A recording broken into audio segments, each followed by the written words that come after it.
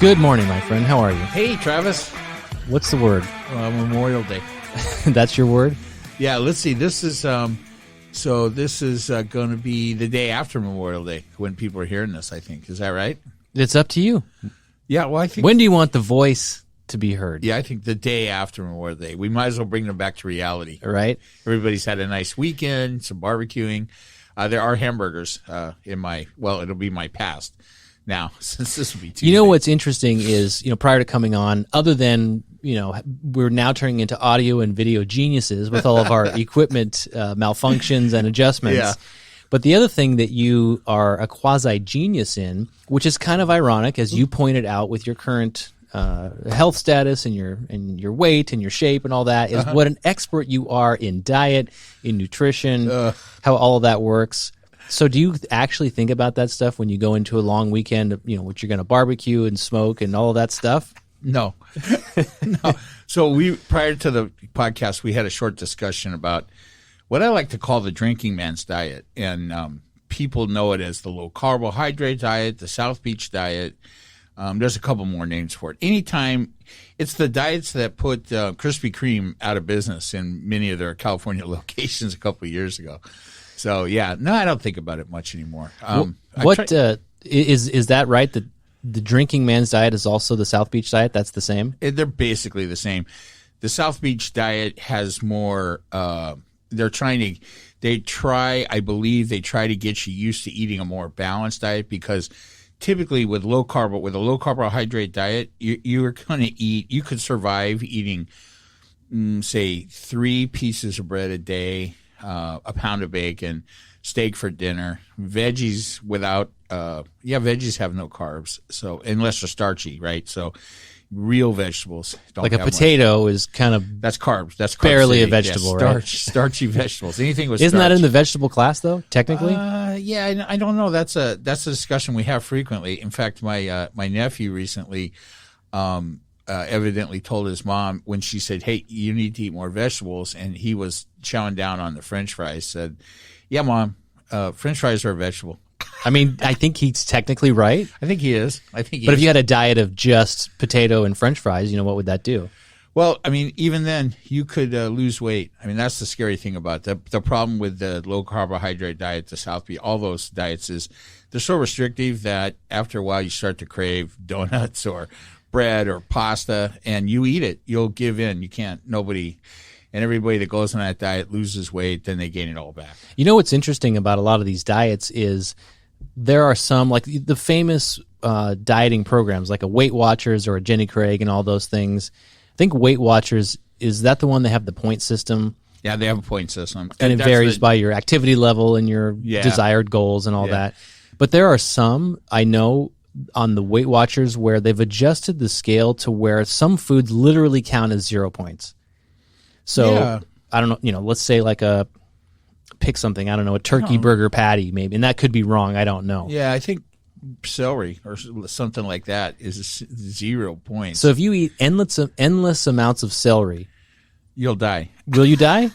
Can you not survive on celery for... No, there's nothing in celery but water, right? Well, you need a little bit of fiber. What about the stories you always hear? If you're stranded on a deserted island, you can go a month without food, but only a few days without water. Yeah, like 3 days without water. So if you have celery, which is basically mostly water and some greenage, you'll be able to go a little longer. So you don't need the food for 30 days, even though it's some type of something in your stomach, but it has the water content. Can you survive for like 60 days on celery? I don't know how long you can live on water or just, vegetables that have water content, right? So if you move it up to like watermelon, there's a bunch of sugar in there, which isn't in the celery. And if you add lettuce, vodka to the watermelon, that's a whole different level. Then you don't care if you live. Right. If you're getting into vodka melons, it's have a different goal. Yeah, so funny. Debbie and I did Jenny Craig 100 years ago, probably back in 91. And lost a little bit of weight. You lose the same 30 pounds every time you go on one of these diets. But do you think, like Jenny Craig is a good example, and I don't know if it's still around or if it was sold and who's running it now, but that diet fad or program, whatever you want to call it, seems to me like it came around at a time when everybody was on fen-phen. Do you remember that? I do remember Fin. Yeah, that's right. I had forgotten about it, but Which was what? Just speed? yeah, it was just Fin was a form of amphetamine. It was an upper, and eventually gives you a heart attack. I mean, a lot of people lost a lot of weight on Fin because of the stupid name, but yeah, it turns out to just be a type of amphetamine, and it had the same results, whether it's actually classed as an amphetamine or not. It had the same results. But did you lose your teeth like other amphetamines? There were a bunch of long-term. The thing is about that, you don't know until a bunch of people do it for 2 or 3 years, and then you start to see all the like the COVID vaccine. Well, it was just like that, Travis. What's funny about Fen is How do you even remember that? Well, I know people who are on it. I'm not going to name names. Uh-oh. But you know how like late at night you see the commercials of if you suffer from mesothelioma, call this law firm and we'll make you a millionaire. If you're exposed to asbestos, and then now you're starting to see the Fen commercials. Oh, are you? Yeah, like the ambulance chaser Fen commercials. Oh wow, I haven't seen those for a while. I mean, I thought they were already came and went, right? Those tort cases, those class action suit things. Yeah, the mesothelioma, that's the fiberglass shards that you were breathing in various different types of employment, right? Like would be like construction? Yeah, construction mostly, right? Especially when you're tearing stuff down and you're cutting into insulation, or paint or wallboard that contained fiberglass that gets in the air, and that's so that's the stuff now when you run into that in your house during your remodel, they have to come in with the plastic sheets and the space. That's such a scam. Well, I don't know. It cost us $600 to have them come in and do it. Isn't that what's the one? Is it asbestos? What's the one I'm thinking of? There's asbestos. We see a lot of the plastic shits now. That's mesothelioma. I mean, asbestos is basically fiberglass, right? So it's asbestos is what you find in the walls and shit like that. And so when you cut into it, they're fine as long as they're in the wall. They're fine, right? Yeah, it's when it becomes airborne, right? In the dust, it kind of like changes. But even like here in California, I think it's just California. We have those construction guidelines where anything built. What is it, before 1978, you have to worry about lead paint and everything. The paint, you're going to cut that paint, cut into the wall or cut a section of that out, and then depending how much you're going to free that lead up into the air.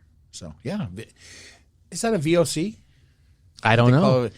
VOC, and I've forgotten what that stands for. Volatile organic compound. Yeah. But, I mean, everything, we got VOCs, we got lead paint, we got shit. What's the one? Is it Prop 65? That's every single thing, probably in this room, has got a Prop 65 warning on it. If Cancer. That's cancer. Even have you ever noticed it at your favorite Starbucks or something? There's a Prop 65 warning because the process of roasting coffee releases some chemical that in huge amounts can cause cancer. Isn't that the biggest horseshit in the world? I mean, if you can't even be around roasting coffee, I mean, that's ridiculous. It is ridiculous. I'm obviously going there because I need this roasted coffee. I need what you have behind that door to keep me alive and get my day started. And if cancer is part of it, that's not even the biggest problem that I face. I need the coffee to get through the day. Yeah. Never mind the cancer. It's just so crazy. So what is in the news that's interesting you this week? I was going to tell you.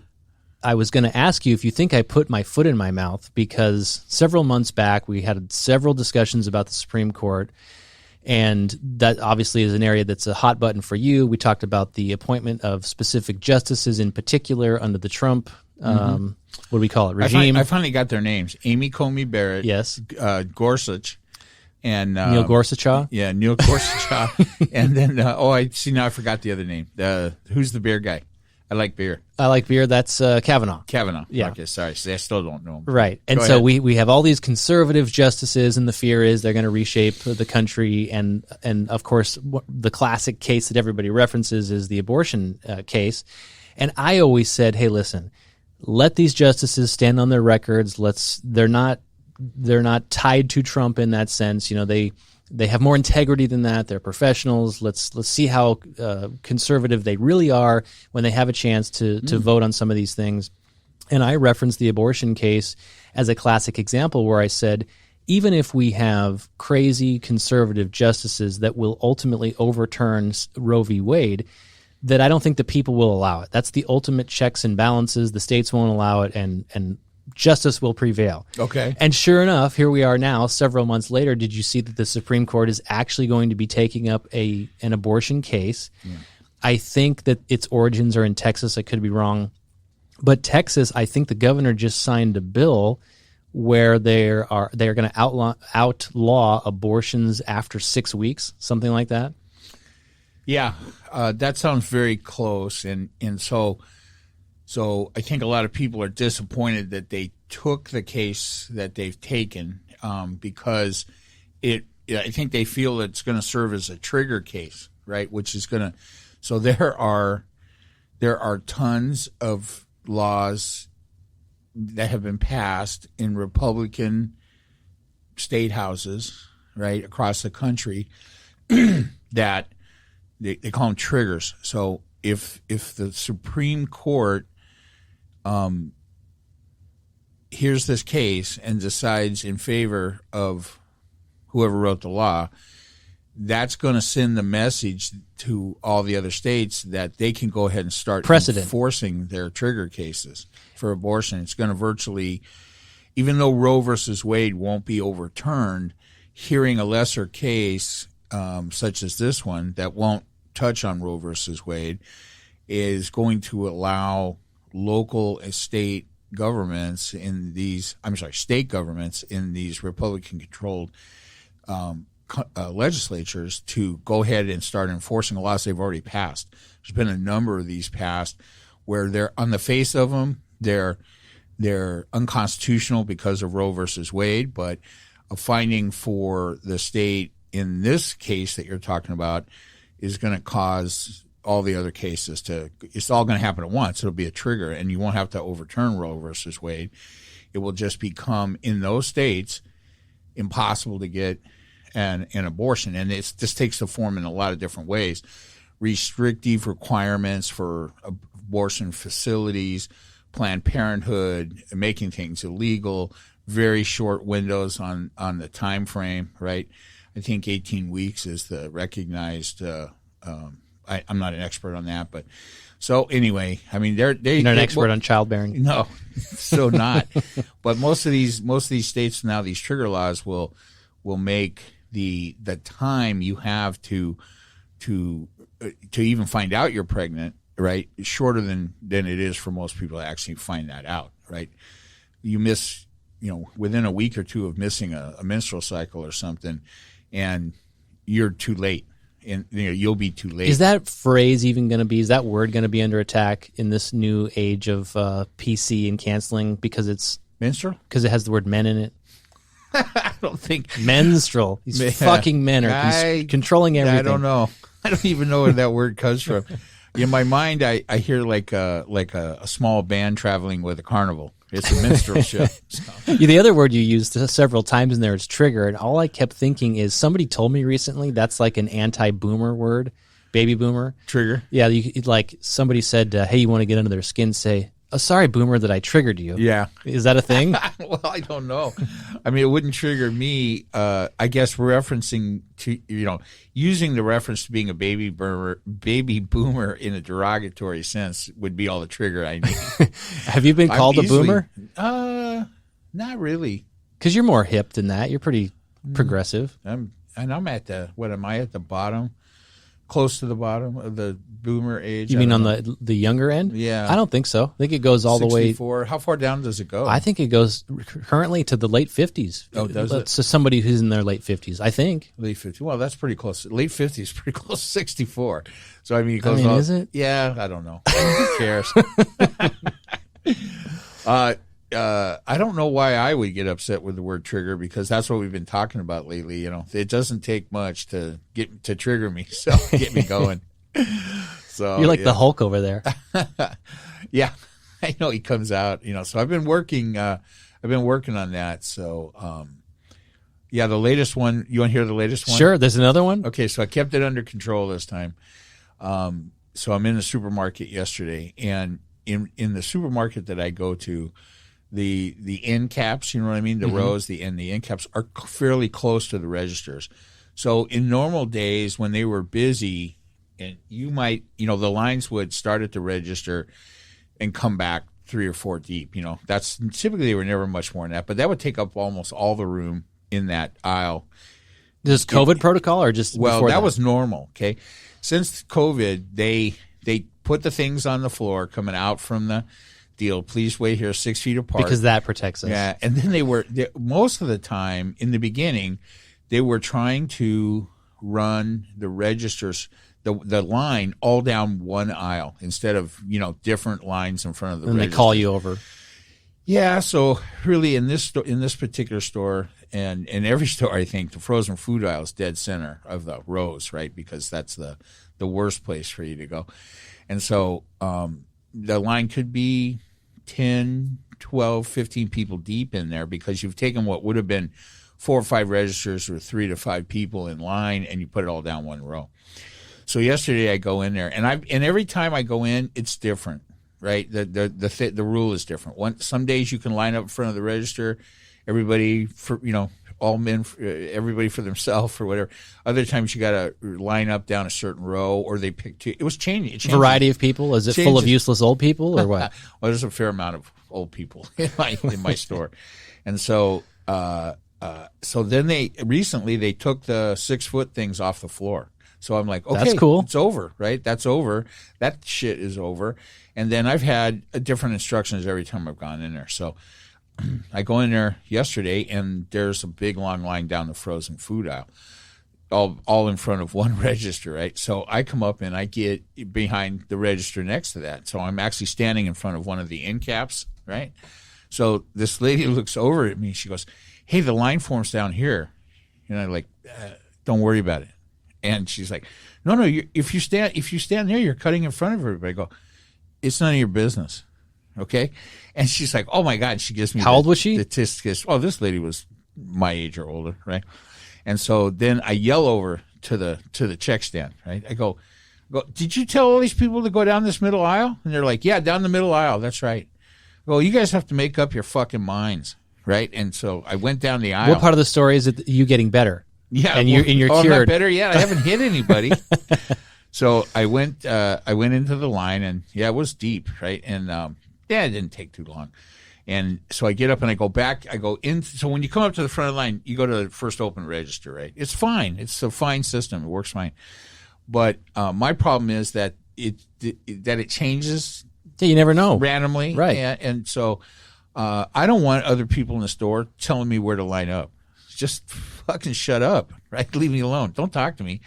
And so I go up to the register. People go, "Get the manager, please." See, this is when I have more hope for you because you are more, or how should I say, you're less of a Democrat more and more. Yeah, is that what you think? What's the male version of Karen? I don't know. You're that. I'm sure I am. Grumpy old man. You're that. You're grumpy old man. So I got the manager up there. They brought her right up, and I'm like, "Hey, listen. You got to put a sign up or something, right?" She goes, "I know." She goes, I tell everybody how I want it down that thing. I go, "Well, it changes every day I come in." So I go, "I'm telling you as a customer, I don't ever want to come in here and have another customer tell me where I'm supposed to line up. So you need to put a sign up or something." So what did they say to that? She said, "I'm going to get signs up tomorrow." But I'm after the podcast, I'm going there. And you're going to check to see if the signs. See, I don't think you're signs cured. Aren't up, then it's going to be held to pay. I don't know if we can call that progress. You'll have to report to me after you go back. But that's not dissimilar to the signs in general that talk about masks. And there was another story in the news about a family, I think, was from Florida and went to Hawaii this last week. Did you see this? Well, that sounds familiar. Go ahead. And so I think they went to maybe Maui. They went to a Panda Express, and they go in, and they don't have masks on.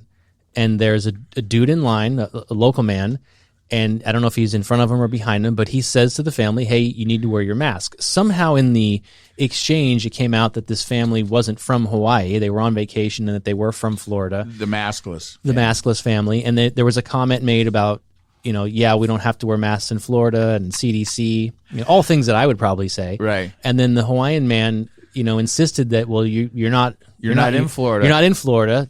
Go back home. Go back where you came from. I think some of that shit was going around. Nice. And then the Hawaiian man, I think, put his finger on the chest of the Florida man, and touched him, and you go home, get off of our islands, and then fists were thrown. I'm not sure if the Florida man struck first or the Hawaiian man's son, maybe. Right. Something went down, and the Hawaiian man ended up bloody for trying to enforce these bullshit mask laws. Who went to jail? That's my question. Nobody. So the cops came, and they basically, came in and got their Panda Express and said, hey, this is a misunderstanding. Everybody just go home. Wow. So yeah, that's because they were defunded, I guess. I don't know. Wow, hitting all the cylinders today. Oh my God. I hadn't heard about that. The last one of those I heard about was the Ricky Schroeder thing that we talked about last time. I think. So, but it's very similar to what you just said, because we have this environment now where we have citizens against one another, and like I've always said, and I didn't mean for this to turn into a COVID conversation, but it's always been more political than it has anything else. And especially with the quasi-science argument, I guess if it were me, if I was a concerned citizen, like I've always said, the way this whole thing should have gone down is the most vulnerable and the most afraid, you should retreat from society. You shouldn't force everybody else to do so. So now, as we're seeing the light at the end of the tunnel and we're seeing life return more to normal, you shouldn't put your customers in a position where they have to say something. It's kind of like what you said about the grocery store. You shouldn't have a system where the other patrons have to feel like they have to keep you in line because you don't know what to do. I've been complaining about this. So yesterday, how long has it been, the COVID thing? What are we over at, 18 a year? 18 months or something? Something stupid. Yeah, so. And fake. They have not done. Man-made. Take it easy. They have not handled this properly, as far as I'm concerned, in this particular store. I don't shop anywhere else for groceries, so the whole time. So yesterday was like, okay, I'm fed up. This is it. Now I'm going to actually speak to the management, right? And so I did, and that's all I did, and I was super nice about it. And I'll check up on them. If she lied to me, she's not putting signs up in the time frame she indicated she was going to do. She gave you a time frame? Yeah, today. So this is like you going back to the pool in Hawaii and getting back in with your wristband and seeing if they tell you to get out again. Look, probably, to be truthful, I'm going to wait till I actually need something from the store. So that's smart. They might have a couple days grace. I don't need. I was just there yesterday, so so this was more a matter of, hey, it's not the first time I've seen this, and now I'm telling you what to do. This is obvious. Any moron can figure out that you can't leave this kind of thing up to the people in the aisles, or blame your fucking checkers, right? Why do you think? Like, well, I've told these people how I want it. I go, well, I'm like, excuses. I don't care. Don't you think this is kind of mostly COVID driven? And like I've always said, COVID brought out the worst in people. So, I just want to go back to the normal, right? Can you remember instances where you were as irritable as you are now before COVID? I mean, were you always so touchy, and would you chase people down and assault old ladies? No to all of that. I can't. But I think I've always been relatively irritable. Yeah. I think everybody. Well, that's no doubt about that. I think everybody that knows me well. Yeah, no doubt about that you've been irritable. Has it gotten a little worse? I mean, I think some of it is what's the right word? Amplified, magnified, something by COVID. But right? You, of course, have always been irritable, but in the course of your irritability... It's not COVID related. Right. And so as you've been out in society, you've always kind of known that. But did you notice that about others? Yeah, I think I've noticed that other people are just more irritable. I mean, just in general, right? Yeah. It's just hard, I think there's a lot about this that lends to that. I think the masking thing makes it more difficult in public situations to understand where people are coming from if and when they say something to you or give you a look or anything like that. Virtually half of our communication is reading the person we're talking to or persons we're talking, reading their faces. I think I've talked about this too. I struggle with that because I have really bad hearing, and I have like 80% hearing loss in the right ear. What? Huh? Oh my God! If you're deaf and you're probably not listening to this, don't write us about That's that. why you always complain to me that I got the headphones turned up too high. But I didn't realize that until we all started wearing masks, and I couldn't see people's lips. You don't know what they're talking about. But yeah, that's probably the single biggest issue I have with it. I mean, other than that, I mean, whether it's comfortable or not, I just, one last thing I'll say about COVID, and I hope we're coming to the point where we almost get to stop talking about this. Like I've said, I've been living in the green zone. I don't want people to mistake some pursuit of freedom for selfishness, right? Or mistake selfishness for some pursuit of freedom. So I think there are some legitimate issues in this and that, but I think often the stupidity and the selfishness we see from people that do get into mask fights and things like that, and talk about their freedom and all, I think it's bullshit. All of it. Well, I think it goes. Listen, there's an argument to be made there. I don't subscribe to it, but we won't get into that. We don't have to have it. but I think the selfishness is on both sides from the people who feel the need to speak up too. And I wonder if the culture has changed. You know how there's too many cases of crime, assaults, and people turning the other way. And in the day and age, for real crimes, yeah, right, not mass crimes, exactly. And so in this day and age, everybody has a cell phone. There's security cameras everywhere. And so in the last, I don't know, call it 5 or 10 years, there'd be stories in the news about, crimes, whether it's at a gas station or in a neighborhood or a school, and it's recorded. And then the other thing, other than the crime that you see in the video, is everybody standing around doing nothing. And so as that has come to light, I wonder if the messaging has changed and the culture has started to change, where it's like, what was the thing, see something, say something, but now it's like see something, get involved, and stop it. And I wonder if that's where these mask people are taking it, where it's just the need they feel like they have to make a cultural shift to ensure that everybody else in society is keeping in line. Yeah, I think part of what, in reference to that specifically, in my response, and that's not the first time I've had that response to somebody deciding that they're going to talk to me directly about whatever I'm doing. Right. And it's always middle-aged women. Right. And that's fine, except they're only doing it because they think they're safe. Right. To say it to you. Yeah. Because you're not going to strangle them. I'm not going to punch them, and so I've never had a guy, younger or older, say one fucking word to me in relation to COVID. No because you've always complied, though. Pretty compliant. I mean, I'll give you another example. I was in a Starbucks a couple of months ago, not on a particularly good day. And for those of you that go to Starbucks, cancer in the coffee beans or what? No. So overlooking the Prop 65 warning, right. I went in. I just want to order a coffee. So one of the things I've always liked about Starbucks is most of them have the drive-throughs and stuff like this. So you would go in, you would just order coffee, right? No weird coffee, nothing. In fact, and the thing was, I'm going to put cream and some kind of sweetener in my coffee, but they don't put that out anymore. So in the old days, you were going to order coffee. They always give you the coffee black. And so go to the trash can, dump out the excess, and start putting your shit in there. Yeah, right. So now they have to do that. Okay, I don't like that, but that's fine. Just put the half and a half in there, and I'll live with it. However you put it in, that's all fine. But remember how you would come in and you would get the coffee immediately? They would turn around. Yeah, if you just got coffee. Yeah. Hey, I need a venti pike. They would turn around, get the coffee, and give it to you, and you're out of line, right?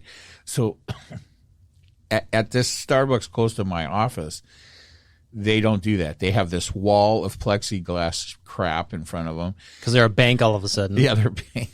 Shitty looking plexiglass, too. And then held up by Velcro. Right. Don't think I can't come over that counter. Okay. I'm old, but I'm spritey. So anyway, they don't do that, right? So now they just take your order, and then you got to go stand around. Now, here's the thing about that.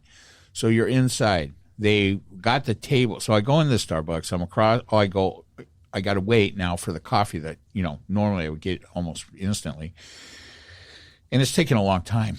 Right, and they've got a busy drive-through, so I guess I'm just in the queue with everybody in the drive-through. So, my reward for parking coming in was to not clog up their drive-through and get out faster. So, whatever. And then I'm not getting my coffee in a timely manner, so I go over, and they got the chairs and the tables, and they got signs on them. This table is closed. So, I pull the chair out just a little bit and kind of sit on it. And so I'm waiting, and this kid behind the glass goes, "Hey, the table's closed, sir." And I go, "Hey, don't worry about it." Right, to the kid. He goes, "This is the employee who maybe had a right to tell me something, right?" And he goes, "Okay." And I'm like, "Good, just give me my coffee." Well, but the lady next to me, the patron, she has to tell me, "There's a pandemic." And I'm like, "You stupid bitch." Did you say that to her? No, but I did. Why not? I did tell her to shut up. I go, "Hey, shut up and mind your own business." Yeah, and then you should have really said, "There is no pandemic," or we wouldn't all be here. That's what I say. Well, like I say, I've had in the whole 18 months, I've had 2 middle-aged women decide they were going to tell me what to do, and I just think it's indicative of who thinks they're protected out in the public. I mean, here's the thing: they're just trying to shame you. Yeah, well, here is what I have to say for everybody that I'm ever going to come in contact with that's going to do that. Fuck off. That's why I think you should lift your ban on T-shirts that have a saying. If you just had a shirt that you would wear that says "fuck off," or well, I'm the male version of Karen. You don't want to talk to me. If I'm going to take off my mask anytime soon, I'm going to have to get one that says "card-carrying member of the Democratic Party." Yeah, but then they're not going to believe you. Like we talked about, yeah. There are actual people who believe in the science and want to take their mask off, but they won't because they don't want to be seen as a Republican. So you gotta say something that people don't think you're a Republican when you open your mouth. I guess. That's the sad part about getting older. I think you lose that edge that you used to have out in public where you wear your sunglasses and you keep a stoic look on your face and people can't read you and they leave you the fuck alone. Now, people would leave you alone if you didn't insert yourself into their lives by going into chasing Starbucks? them down. Well, why don't you get on board with the mobile app ordering? Yeah, you place the order. It tells you when it's ready. You walk in and you get it. It's even better than the old days of going up and expecting your coffee to be handed to you. Well, maybe that's the answer. Or, I would continue to brew it for you here in the studio, but you'll have to pee every 10 minutes. That's right. I have some coffee. I know. Here, I'm worried about that. No, it's okay. That's the interesting stuff. So, what about how about the thing you sent me on what is it? Not WeChat. WhatsApp. Yeah. So last week, I think in our last, in a recent podcast, I'm losing track. The question was asked, how many members of the Republican Party do I think believe the big lie? And you sent me a poll or something that said it was 53% of the Republicans. Yeah. Right?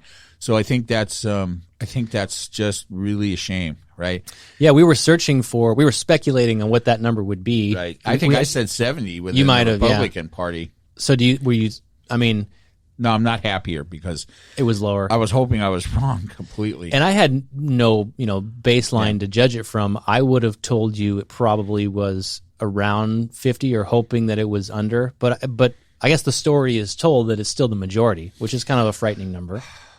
Yeah, the majority. But is that people who identify as Republicans? Yeah, that's nobody.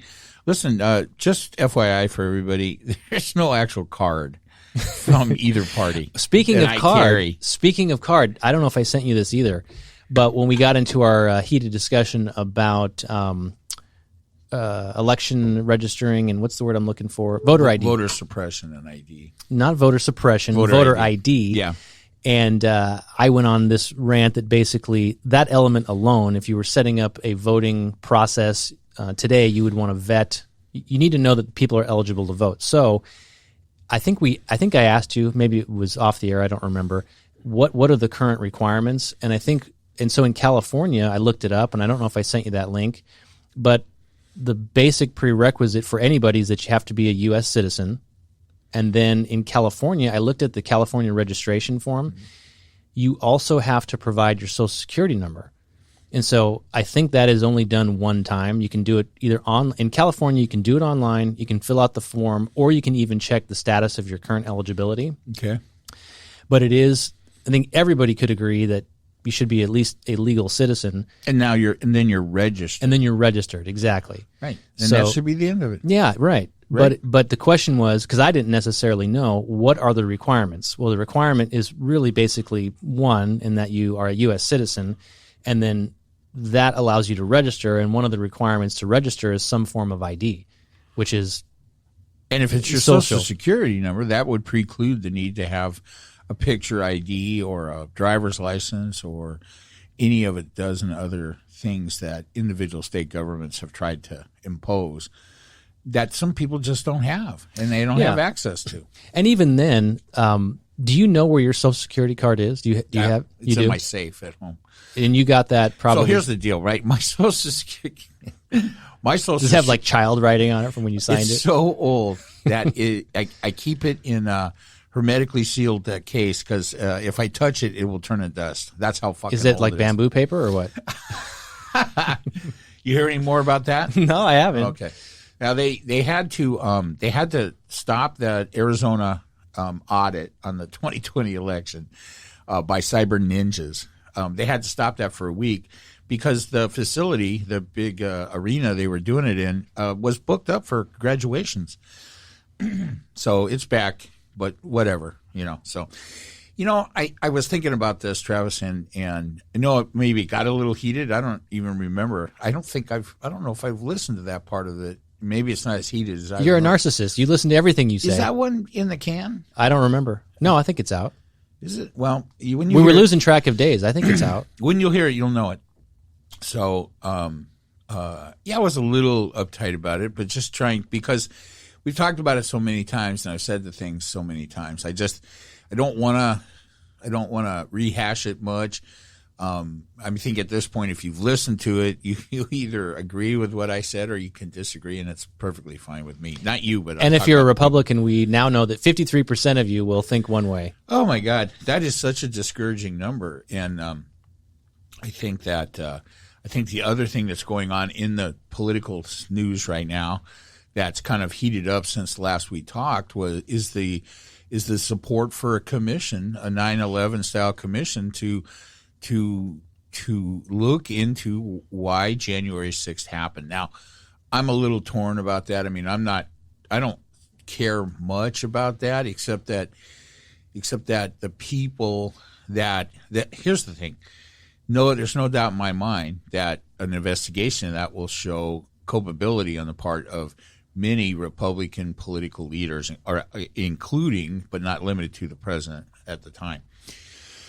So I think that any other nonsense from Republican leadership in Congress, whether it's Mitch McConnell or what's his name? McCarthy, Kevin McCarthy, so far everything they said has just been bullshit regarding it. So well, and I like to use the word strategy because, again, when we have these heated discussions, I'm trying to do a couple of things. I'm trying to get under your skin. I'm trying to cause some type of debate that I think is happening right outside with a lot of people all across this country. I'm also trying to play devil's advocate and see both sides. And most of the time, I don't fall in one side or the other as far as the position I take.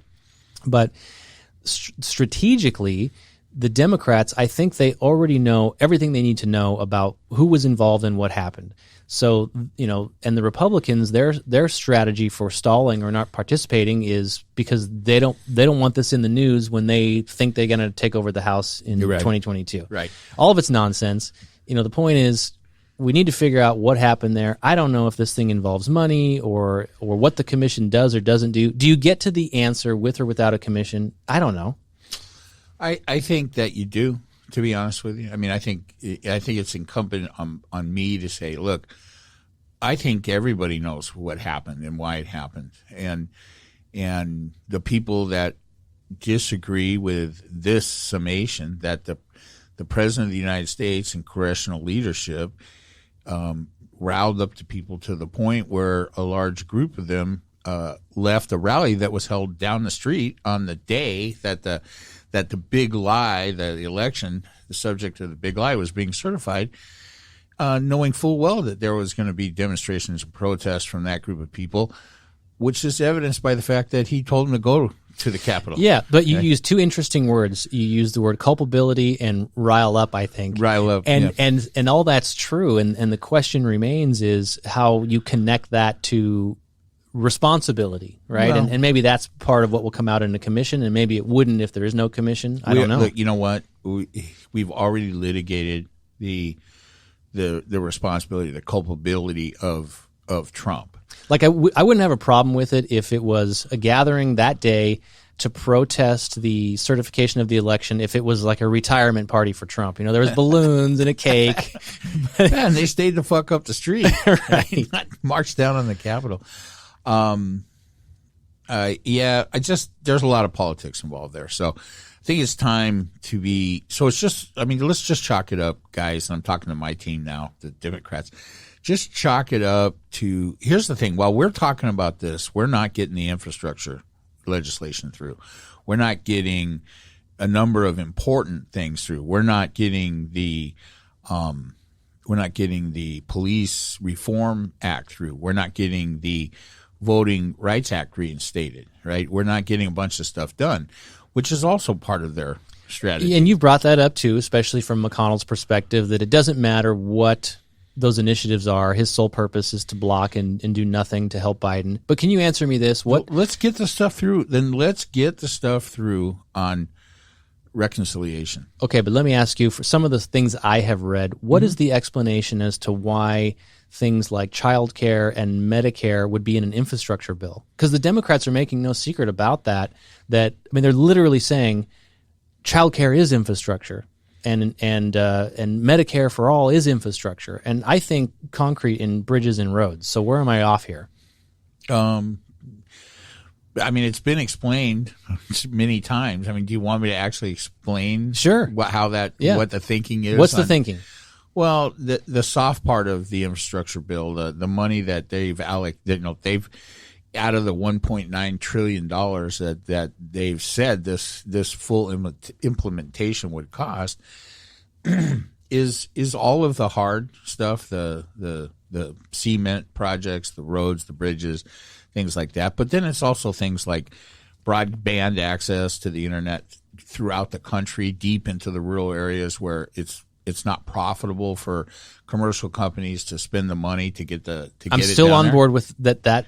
Falls in line with infrastructure. Okay. Oh, that's infrastructure. And then, as far as childcare goes, listen, 50% reduction in women in the workplace due to COVID because as a nation, we dumped the childcare responsibility on the women. Well, we as a nation didn't do that. That's not government mandated. We certainly, it's a cultural thing. It's not. There's no government, Travis. Remember, we are the government. I understand that. We dumped that on the women. We let it happen.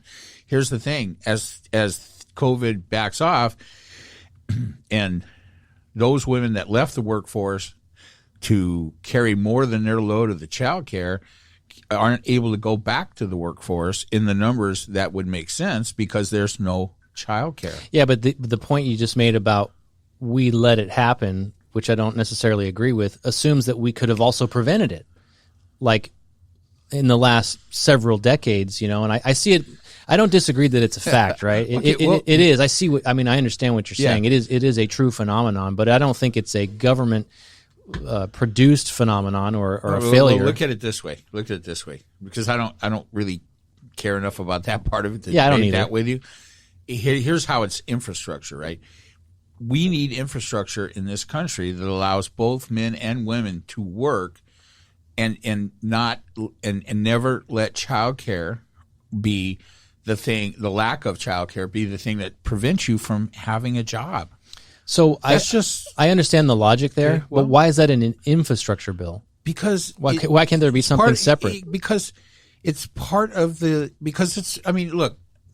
you asked me to explain how something like childcare is connected to infrastructure. That's how. The other questions are separate, right? Could you do it separately? You could do every part of this separately. But I guess the reason I say that is, and I don't know what the Republicans are saying, but I'm thinking, I would like to think that I would like to think even the crazy Republicans can get behind better roads, because we all want to drive on smooth roads, and we all hear the stories about the bridges falling down and everything else.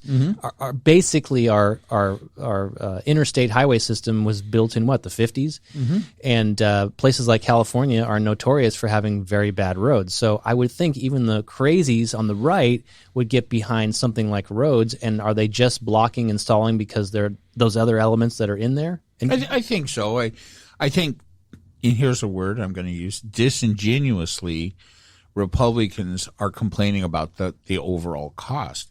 And again, and I've said this many times, and you could go check it out, because Republicans only give a shit about spending when they're not in power.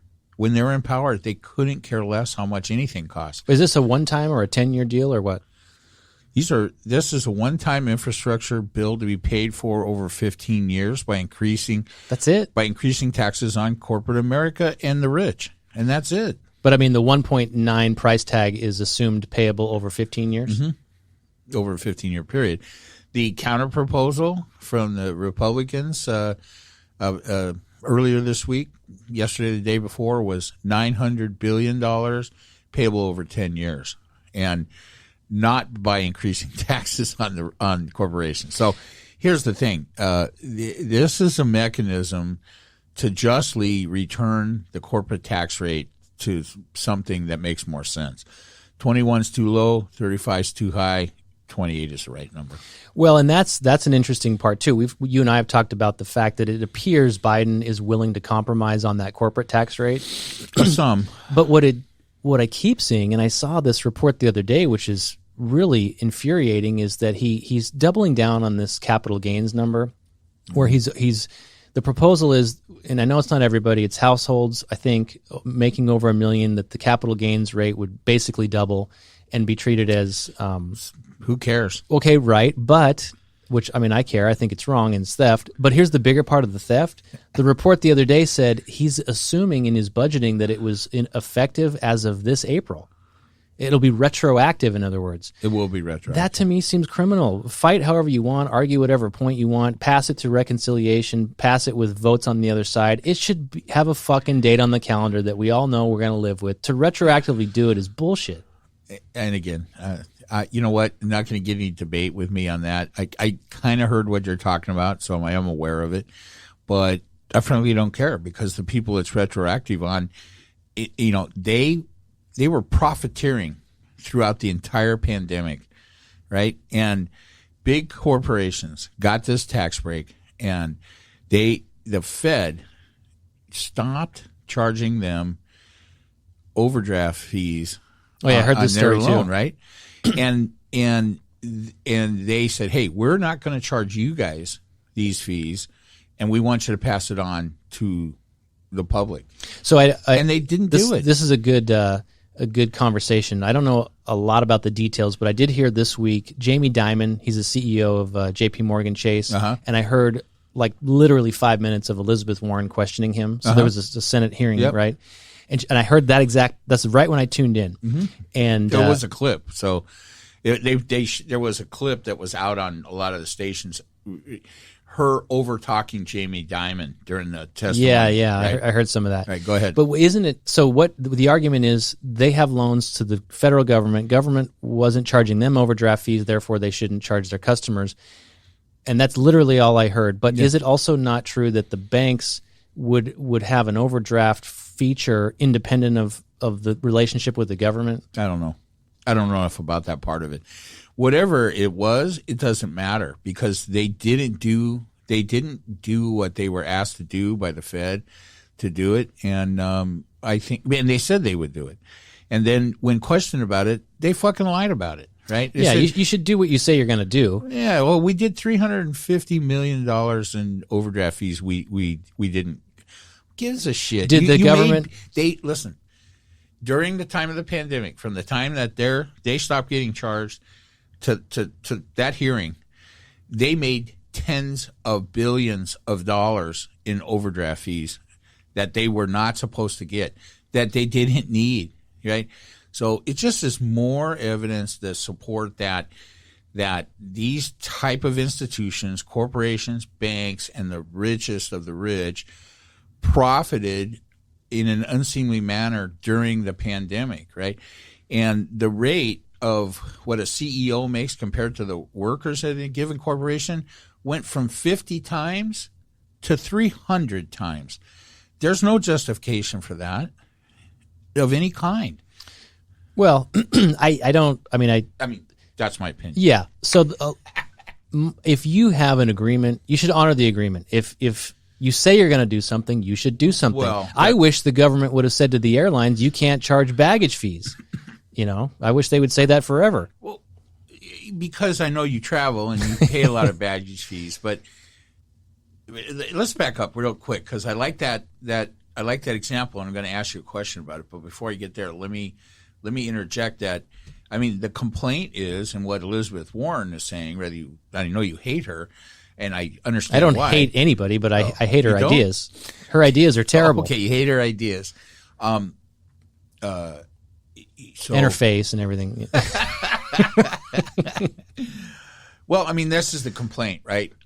Next time, right, what they're saying is, hey, next time we're going to make it a requirement. We're not going to leave you any flexibility, right? We're not going to let you have any judgment in the matter because you've already proven that you can't be trusted.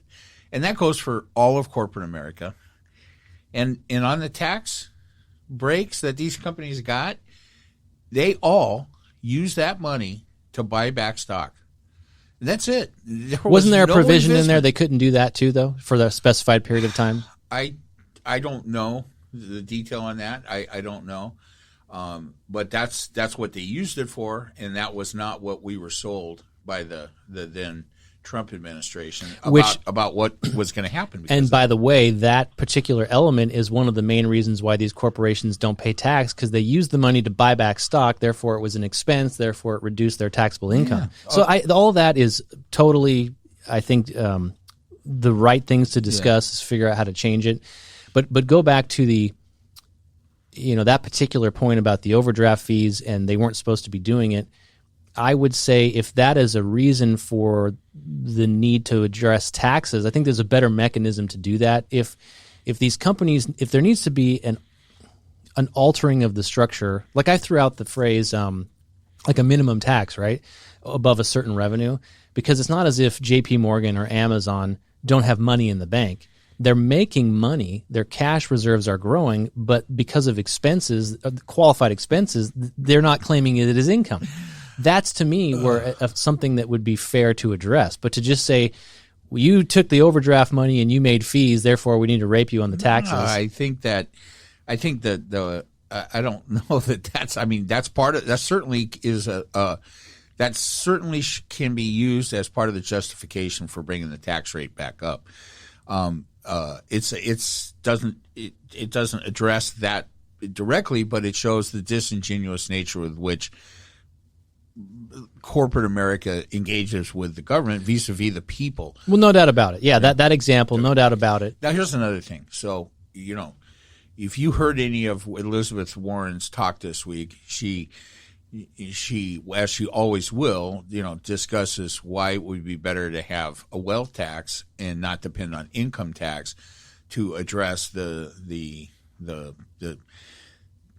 wealth gap. Right. And so we've talked about this a little bit. You can't just go take the money and say it's because you're too wealthy. Right. That's what they're doing. There are other ways to do that. And here's the thing. When you're talking about people or corporations that have so much wealth, right, that it's creating its own weather system above them. What are they, Hawaii?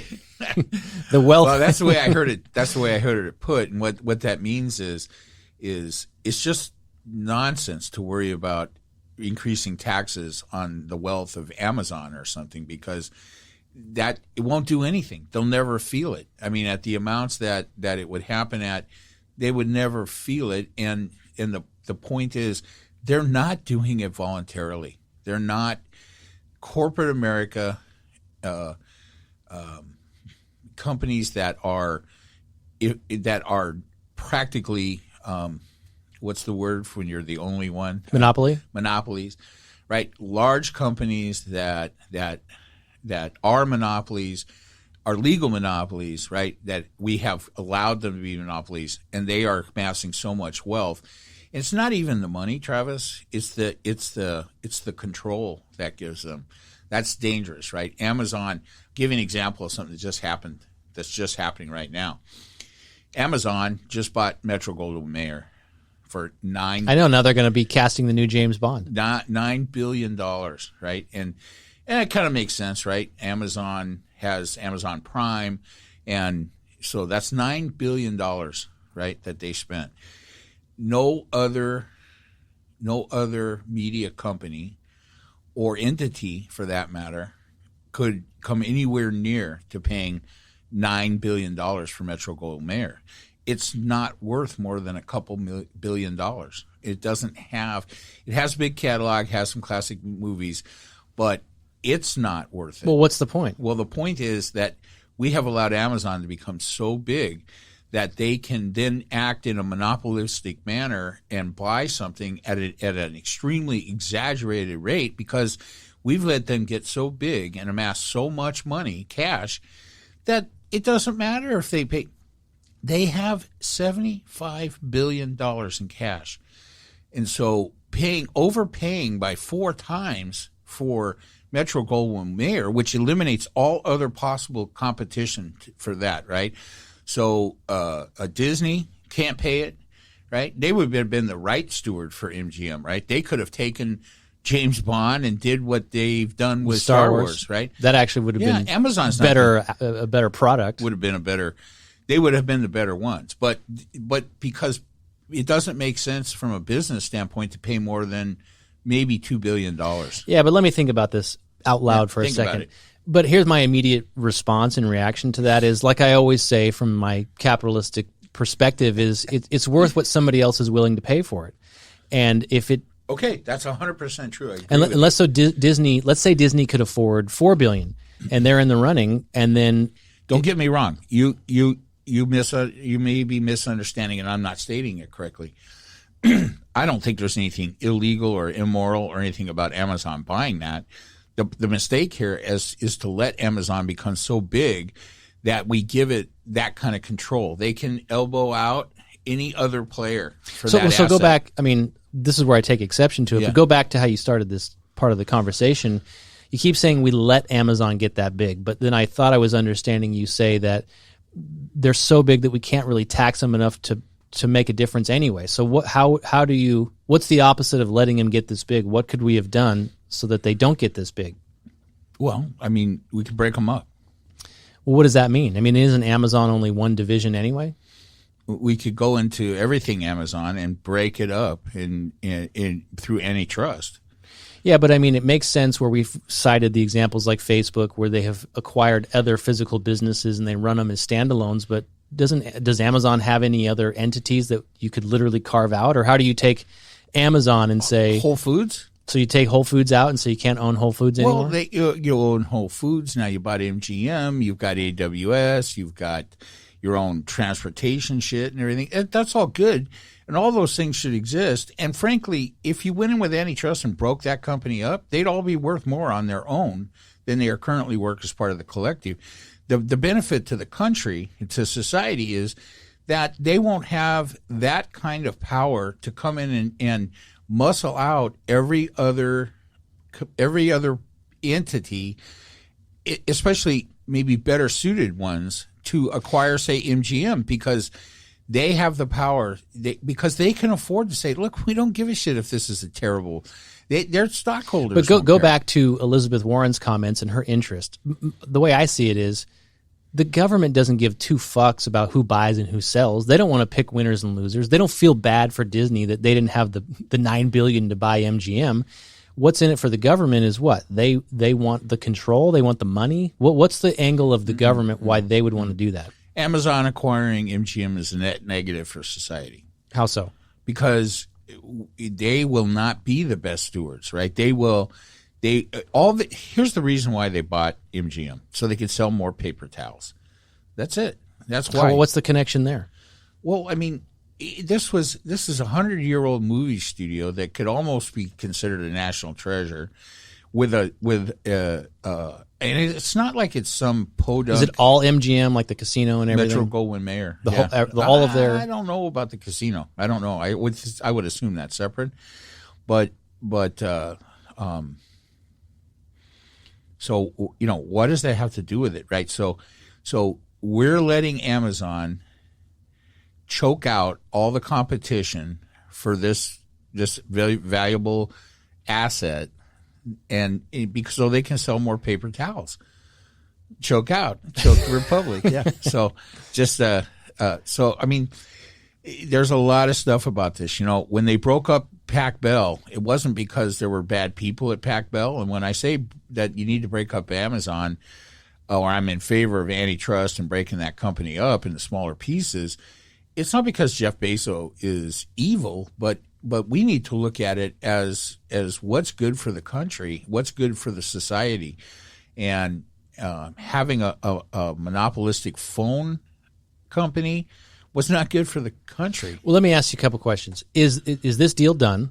That I don't know. Does it have to be approved? I think it'll have to be approved, and that's part of the reason why it's being talked about right now. So I guess, and I do have a third question, but if it has to be approved, I just heard about it today. So. Yeah, I only read about it in the last couple of days, literally because of James Bond, because Daniel Craig, he's done his last movie.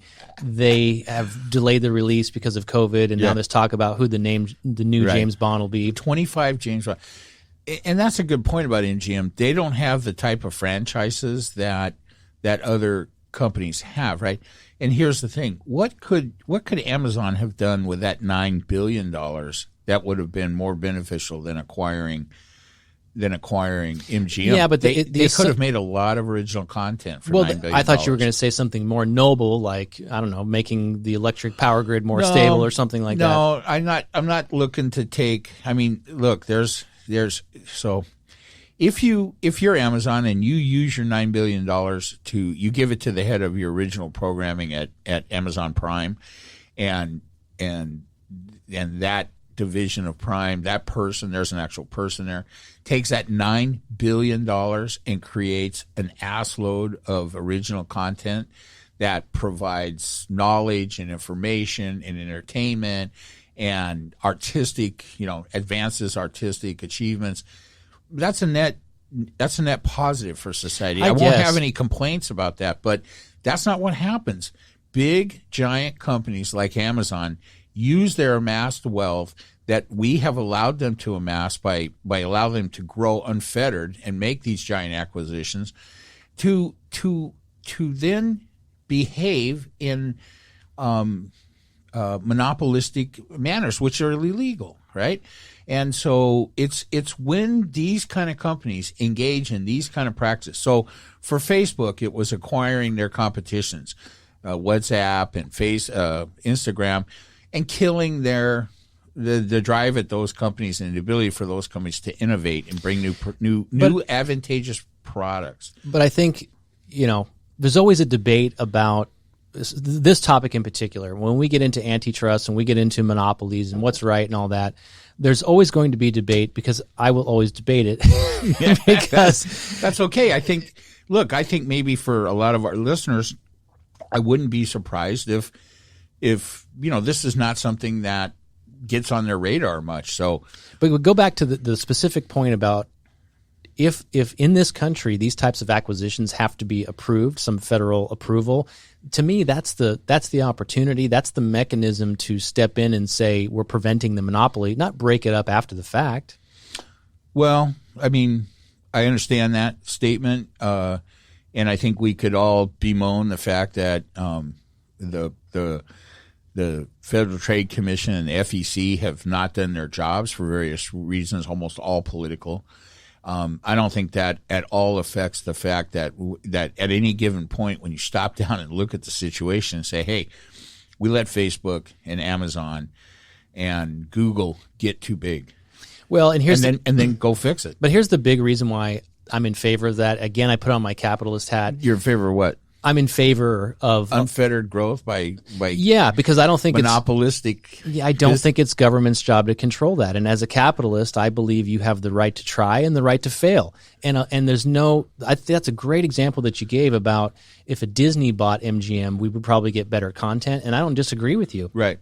There's a chance that Amazon could fuck it up and make terrible movies and kill James Bond, and nobody gives a fuck. Exactly. And they could devalue it. And you know what a recent example of that is AT&T buying DirecTV over the last few years. Right. You're an AT&T customer, right? We've talked about this. They fucked it up. They took a $20 billion company and turned it into a very successful $6 billion company. Right. I think it was more. Wasn't it 30? Something like that. And they're going to eat shit. And their shareholders are having a fit. I know, and they're selling it all. Right, they're out. They're out. Yeah, they're going to sell Warner. They're going to bundle. They're going to sell Warner Television, and I don't know, maybe HBO. I'm not sure. And they're going to sell Warner rather, and HBO and bundle it with Discovery or some nonsense like that. And that's another thing that's going to happen. I mean, so you have competition in the streaming companies out there, right?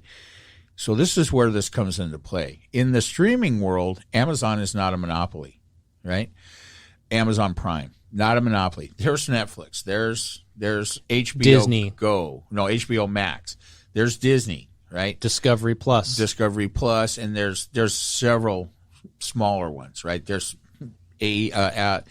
AT&T, right? Apple Plus and all this. Okay. So in that streaming business, right, which provides services to the American public, no less the world, we have allowed Amazon to be so big that they can control something like the acquisition of a media company like this by one of those other players.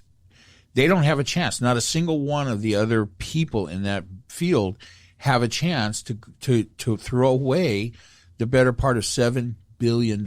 Only Amazon can do that. And they had a choice. They didn't have to do it. They chose to do it on purpose because they can. But isn't that really the root of communism, where you're now telling the government who owns private property? No.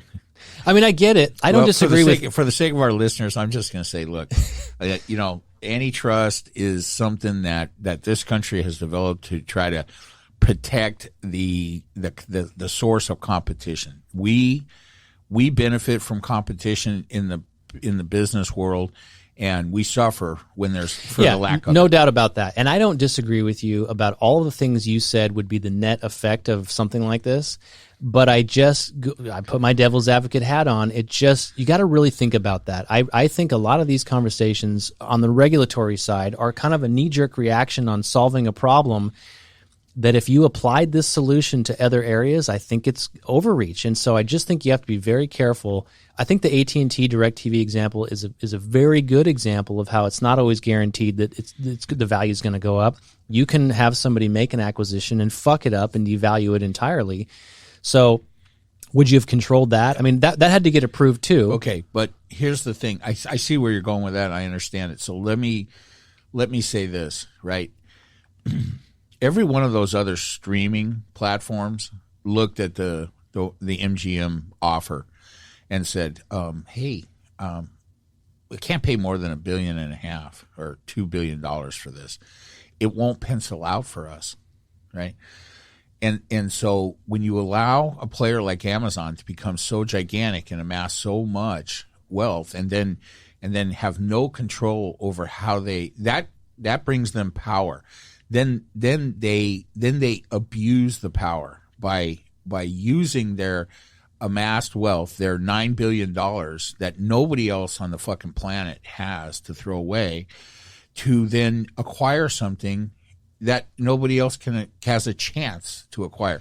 If everybody bid $9 billion and someone picked Amazon or whatever, that would be fine. But they're $7 billion above what anybody else would even consider paying.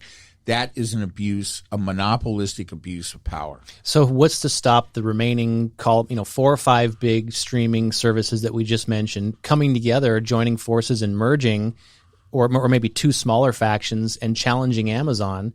All of them put together, Travis, couldn't come up You with don't think? $9 billion. I don't know if that's true. Check it out. That's that's what I heard in relationship to that offer. Plus, that doesn't serve us either. We want 10 different streaming companies out there. Do we? Yeah, because that's competition. That's what inspires innovation. That's what keeps prices down. I understand the logic there. And again, I don't disagree with you. But as a consumer, we see where this is going. You and I have talked about this, where in the days of cable, the days of satellite, they make you buy bundles that include programs that you don't want just to get the programs that you do want. So whether it's the sports package or whatever, right? And we've always said as a group of consumers, just sell me the channels I want to watch. That's it. Give me the 12 things I watch. And now our wishes are coming true with the streaming services. Right. But they're not selling you channels. They're selling you content. Yes, and the content is access to content. Yes, and it's a hybrid of that. It's all of that, right? Because several of the content providers own. So is it Discovery that owns obviously Discovery, HDTV? Is it Nat Geo, HGTV, History, HGTV? Yeah. HG Home and Garden.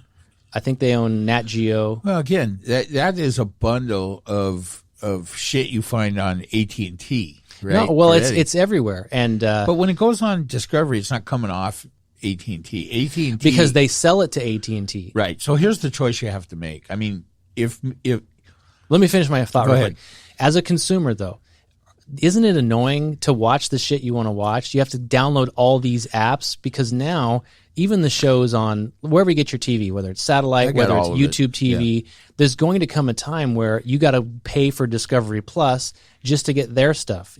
Or Disney, who actually owns ESPN, you're going to have to go through Disney to watch ESPN. They reserve the right to not sell it back to AT&T where you watch your TV. So that part is like, careful what you ask for, because now it's annoying that we have to go to all these fucking apps to get our content. Well, I think, the general thinking here is that the streaming services are going to coalesce into 4 or 5 at the most major players, and then for some time, unknown amount of time, there'll be a handful of smaller. I hope it stops there out of convenience. Paramount, because it's annoying. Yeah. Well, I mean, AT&T. I mean, the local. I wouldn't even have AT&T if I could put an antenna in my house. You didn't even know you had AT&T. You thought you canceled it. Well, I mean, that company's been running like a fucking moron anyway, right? I'm just now starting to get my collect my refunds for 6 months of Uverse that I wasn't getting. That service was terrible. Yeah. And so AT&T has struggled. I mean, they're a phone company. They're not a media company. They have no original content and they're just like it's just like Direct. I mean, they bought their competition, right? Direct TV. And, what was the other one? Isn't there another one? There was a third player on the, there was Direct TV and there was, well, there's Dish Network.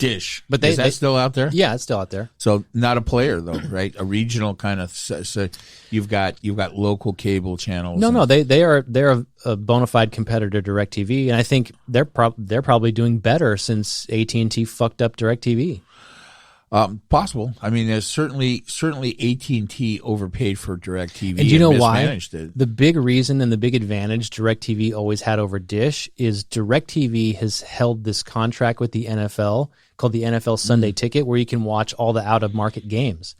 And the NFL, it's been an exclusive contract for many, many years, but now the NFL has been branching out. They just signed a contract with, I think, Amazon Prime is either next season or the season after to carry on Amazon. Yeah, but it's like one game. It might be Thursday Night Football, I think. Yeah. Doug Bell, you can help me out. Okay.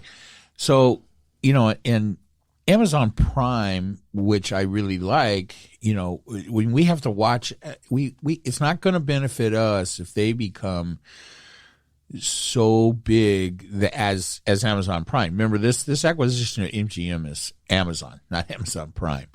And so it's $9 billion out What's of the difference? Amazon. Well, I mean, the difference is Amazon has some kind of operating budget, and the $9 million didn't come out of Amazon. It came out of Jeff Bezos' back pocket, out of their $75 billion. I mean, so, they devalue their net worth by 0.5%. That means nothing to them to acquire MGM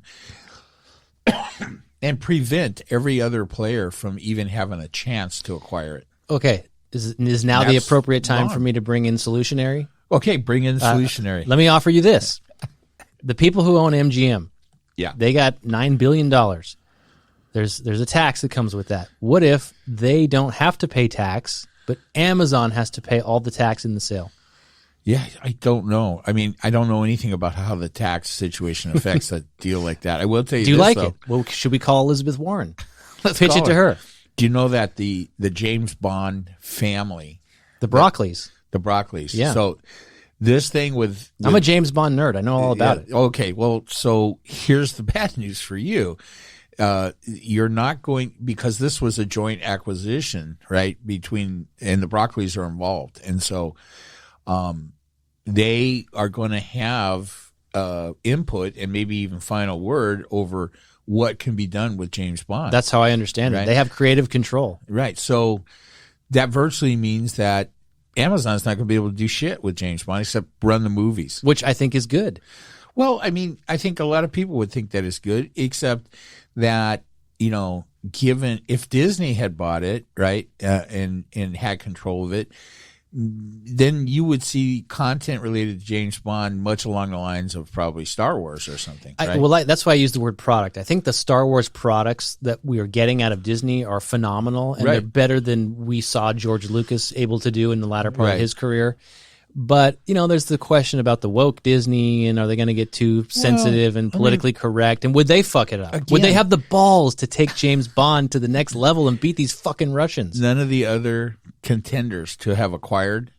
That's funny. It's just the last of your stuff is trailing into my brain now.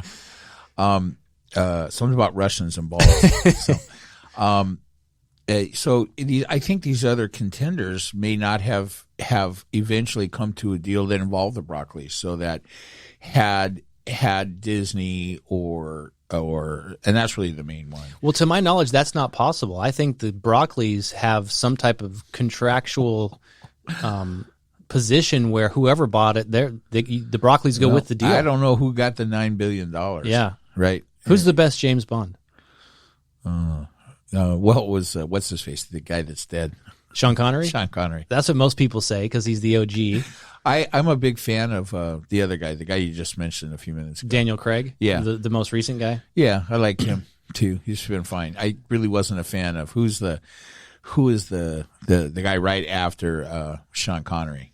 George Lazenby? No, I liked him too. He was only one movie. Yeah, one movie. Roger Moore? Yeah, Roger Moore. Yeah, so he was kind of in that weird. He was the Saint. I don't know how you turn him into James Bond, and I don't know which came first, but the chicken or the egg. Yeah. So I like Roger Moore, but he was no James Bond. So yeah, that's funny. Well, that's a fascinating thing that's happening out in the business. Fascinating to me. I mean, I'm just all in on any kind of big tech.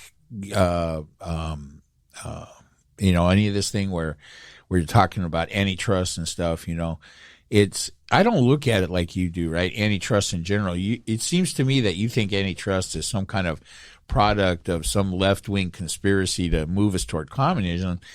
Antitrust has been in our government and we've, for almost from the beginning. I think it was from the beginning, right? Well, I just, again, like I said, devil's advocate, be careful of what restrictions you place on something because then it could be applied somewhere else. And it doesn't always make sense to me. That's why I ask more questions about it. And that's really what I'm doing here is trying to flesh it out. But go back to the origins of this conversation.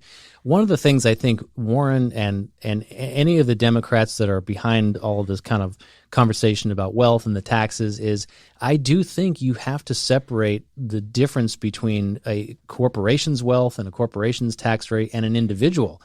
And I don't think it's fair to lump them all together because the Jeff Bezos of the world, those are the exceptions, not the norm. I mean, how many of those guys are there? We probably know on a list because there's that few of them. Yeah, I think that I think what's going to happen is the wealth gap is going to generate continuous discussion about how big it is, how much it increased during the pandemic. That's going to be I think that's going to be the Achilles heel for your point of view on this. I think when people see, I think as long as when a CEO of a major corporation was making 50 times what the average line worker was making, people are like, hey, that's what he deserves, right? He's worked hard, he got the education, maybe he was the original investor, whatever. That's okay. 50 times, we're okay with that. 300 times, I think that's going to break the back. But why? And again, I'm just asking. You're saying that, but I'm just asking the question because there's an argument that can be made about 50 times is grossly immoral, and I'm not making that argument. That was already made. Yeah, so it was grossly immoral when that was the case. But so let's say that's a given. Why then is 300 now the catastrophic number that we've got to make the change? Why wasn't it 75 times or 100 times? Well, I think the first reason for that, and I'm not an expert on this, as we've so many times said. But, we haven't said it today, though. Yeah, we're not experts on this stuff. But or anything. My impression is why that matters is that a year ago it was 50 times, and today it's You're saying the rate times. of the climb? Yeah, the rate of climb, and if you have another climb like that precipitated by some other set of economic factors out there, I think that'll be catastrophic. But let me respond to that in a couple ways. What if it's 600 times? I get it, but isn't some of that also being controlled by part of the gap in the rate of climb also has to do with you framed it in a way I liked several episodes ago. I don't remember what you said, but it was basically that it's the transfer of wealth, right? So it's not just these individuals who are like a Jeff Bezos, who essentially is a self-made man. If he passes on that wealth to his family and his heirs and it is perpetuated for generation after generation, then that wealth never goes away and that family can, double or triple the wealth that they started with. So my point is, isn't some of that also being attempted by governments such as death taxes and the amount of wealth you can transfer? And isn't it basically likely that after the third generation, that wealth will be dissipated? I don't know. And I truly don't know. Because I have no wealth of that nature. I don't You care haven't much, passed it down to see how long it lasts. Yeah, my plan is an empty bank account at the time of death. But let me think about that for a second. I mean, I guess my first reaction is I don't give a shit about Jeff Bezos's. Nobody does. I don't care about his forthcoming generations. I don't think we've seen a whole lot of good out of the Rockefellers and this. And I mean, you got some kind of music. You have a cool name. You got a cool music hall or something. I don't know. I don't like think the Rockefeller Plaza. That's a better name than the Bezos Bunch or whatever. Bezos Beanery. I don't know what's going to be. I mean, he's going to be on Mars anyway. So, I mean, here's another question, right? Is it good that the two richest people we can think of on the planet, whose names are known? I mean, there may be some Mexican media mogul or something I'm not thinking of, but for the people that are in our pop culture, the two richest people are doing everything they can to get off the planet. And what's up? What is up? Who can blame them? What is up with Blue Origin? Isn't that the name of Bezos' space company? I don't know. Maybe. Why did they build a rocket ship that looks like a cock? What's up with that? The Amazon logo, that little half smile, looks like a cock too. It does. Oh my God! I saw a picture of the Blue Origin rocket ship on the pad, and I'm like, come on! Is nobody looking at anything? What's going on here? His whole thing is cock. I don't. Yeah, I know. Cock rocket, cock smile, dick pics. Yeah, that's Bezos' thing. So wait till he gets caught with dick pics. He's already been caught. Has he? Yeah. What do you think caused his divorce? Oh, was that what it was? Oh, yeah. He was sending dick pics to her. Yeah. He's already a registered pervert as far as that goes. Yeah, and so when you talk about a guy like that, I'm not defending him or saying we need to protect him. He's going to do just fine. Yeah, I know that. But again, when you take someone like Elizabeth Warren, who in her mind, she's speaking for the American people and the American government, we have to right this wrong. I think, other than I can't stand anything she says, it's like you're sitting up there saying, something is morally wrong with the fabric of America, and we have to prevent this. And there's a lot of ask there. You a lot need of to trust. reconcile what you're hearing and what you think you're hearing. Well, I think one of the most important distinctions, I'll circle it all the way back. I'll pull a Jen Psaki and circle back to the point about Biden and his tax plans is you do have to separate corporations and individuals. And this whole conversation about wealth and the gap of CEO pay and all that, there's more to be told in those stories. A lot of that has to do with stocks, which we've talked about. It's not just right, exactly. Right. And stocks can go up and down. Let's say you were the CEO of DirecTV, you were a gabillionaire in stock, and Elizabeth Warren took your money because it was immoral for you to have it, and then AT&T fucked it up, and now you're worth half as much. The government should not allow the stock situation as part of compensation. I mean, that's where this is going to end up when that procedure is closely examined. I mean, public sentiment's going to turn against that because it's going to be identified as the main reason why CEOs of corporations and the 1% don't pay taxes, right? They make tons of money. That's why you can't depend on their income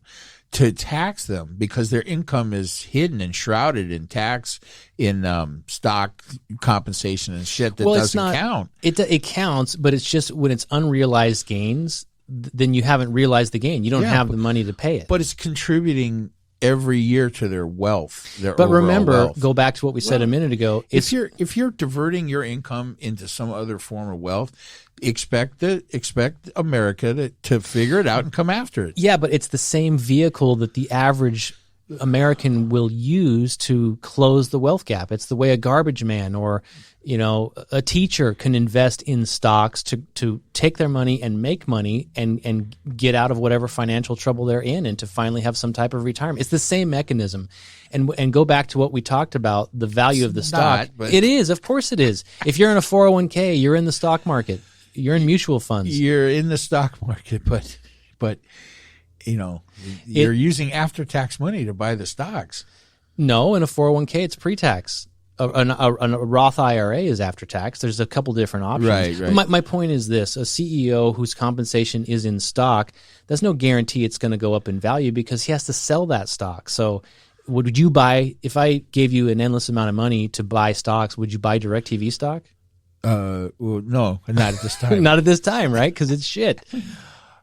Okay, so I mean, is it just your outlook or view that I mean, I worry about the wealth gap not because I expect somebody to do something that's going to put that wealth in my pocket.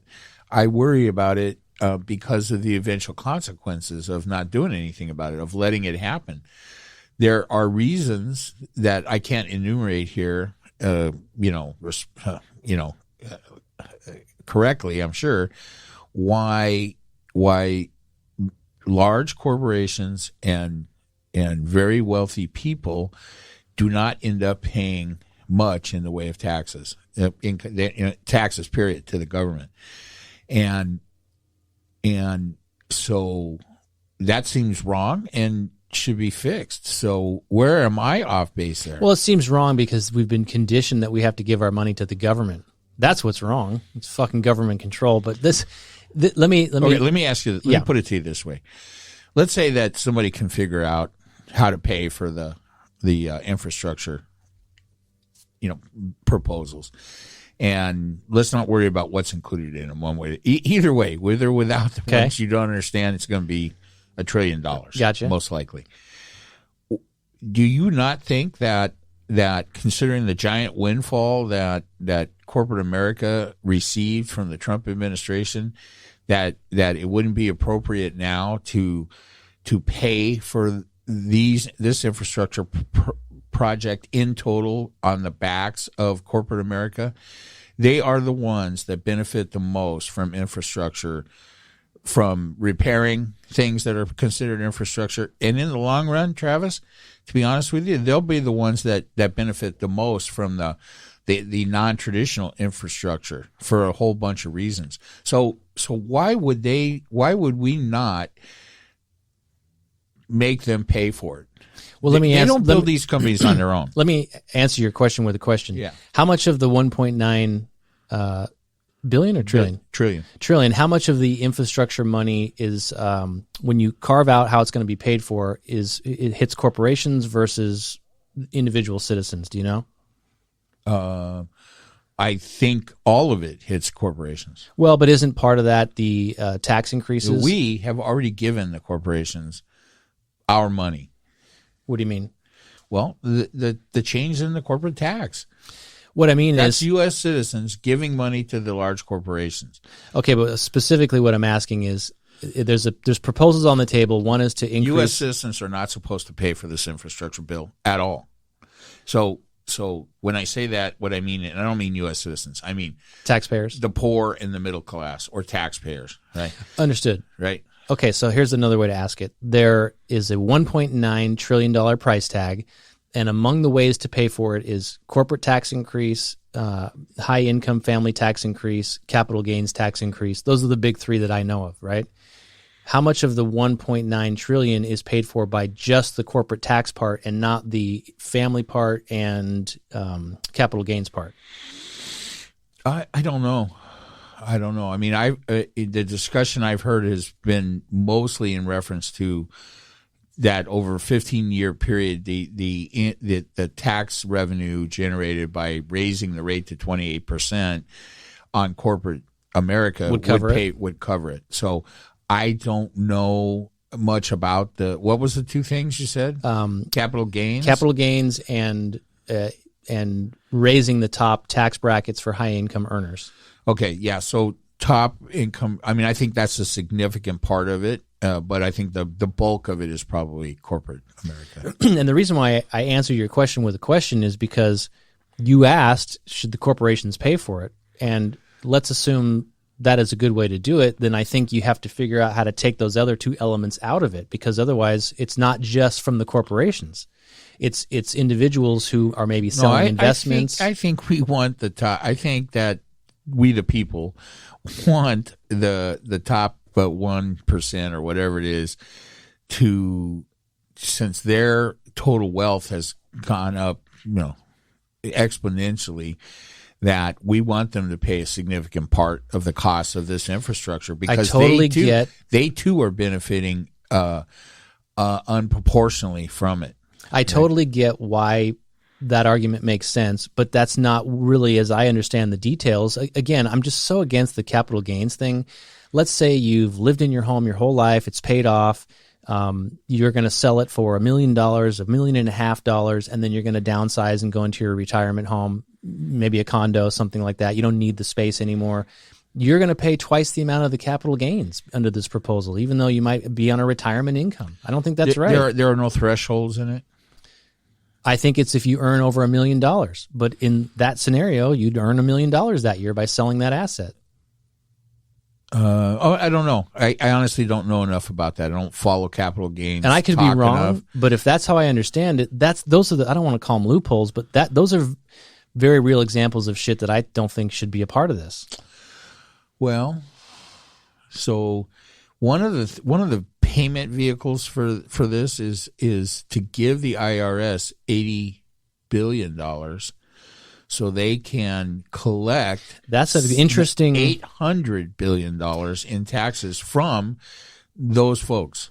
That is an interesting part of this, right? It's how much money do we really need to raise in tax increases, and where do you spread it out if you just collected the tax money that is already owed to you based on the tax laws that we have in play today? Evidently, the feeling is that 80 will get you 800. 80 billion will get you 800 billion in That's a pretty good rate of return. Pretty good investment. Everybody I've heard discuss it thinks so. So, I mean, why does the IRS not have the funding that they should have anyway? Because why do you think that is? That's because the Bush and the Trump administrations, and frankly, probably Obama, since he was there for 12 years, allowed that to not be addressed so that their cronies, so that the donor class of both parties could reap the rewards. That's what I never understood. Who benefits when you don't collect all the taxes? It's not you and me. It's the big taxpayers that have, which are on both sides. And they're part of the donor class for both. I mean, that's why we need to take these things and make them law, right? You can't wait around for big entities like the 1% or corporations to do the right thing, because they're not going to do it. So you need to put it in law. Yeah, but again, this is where I don't think you should get into a situation where you're paying. I just am opposed to paying too much of your money to your government. That's the best way I can say it. I've always said you should never pay more than 50% of your earnings. It doesn't mean I'm coming up to 50 as the starting point that we should agree that rich people should pay. But what I was going to ask you is, what about this whole crypto thing? Did you see this story in the news that the Chinese government is basically telling their citizens and companies within China to not accept cryptocurrency as a form of payment? You know how the U.S. government, of course, has been suspicious of crypto for the longest time. I even read something that the U.S. might even attempt to make its own cryptocurrency. I mean, would you invest in crypto? No. And I can't, again, less of an expert than normal on this subject. I'm not even sure I understand the debate. Here's what I know about. I don't really understand it either. Here's what I know about cryptocurrency. Probably a net negative for society, in the sense that, is it good for us to have a currency, a way for people with bad intentions to commit atrocious acts and extort money out of situations and be untrackable? I don't think that's good. I mean, how important? You've said this a few times. How important is it to you that we have a good society? Are you good for society? With your, I am. I can officially say that's fucked up. I'm just kidding. I know. But I mean, how is that a big thing for you? That do you see? And I'm not. I mean, I'm kind of joking. But I know. Here in the U.S., but globally, I mean, is there a worldview where there is a good society? Well, I mean, I think, I don't know. I got a bunch of nieces and nephews and stuff that I think listen to this. So I'm just going to give you my take on that. And they're all sitting there listening to this going, tell them, Uncle Mike, give them the right or wrong thing.